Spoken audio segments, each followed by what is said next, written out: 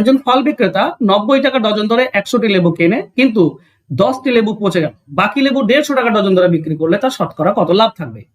দেখো 90 টাকা ডজন 100টি লেবু, তো 100টি লেবু কত ডজন? 12 দিয়ে ভাগ করলে ডজন পাই। একটা 90, এক ডজন 90 টাকা, তাহলে 90 দিয়ে গুণ করে দাও, টোটাল কত দাম সেটা পেয়ে যাচ্ছি। দেখো এটা 4 দিয়ে কেটে দাও 3, এটা 4 দিয়ে কেটে দাও 25, 3 দিয়ে 90 কাটলে 30, 25 3 75, তার মানে 750 টাকা। এখন 10টি যদি পচে যায় তাহলে থাকে 90টি, 90টি মানে কত ডজন? 12 দিয়ে ভাগ করে দাও, এত ডজন। এক ডজনের দাম 150 টাকা করে বলেছে, 150 দিয়ে গুণ, কাটাকাটি করো। এটা তুমি 3 দিয়ে কেটে দাও 4, এটা 3 দিয়ে কেটে দাও 30, ওকে 6 দিয়ে কাটা যাবে, 2 দিয়ে কেটে দাও 2, এটা 2 দিয়ে কাটলে 15, 2 দিয়ে 150 কাটলে 75 পাই।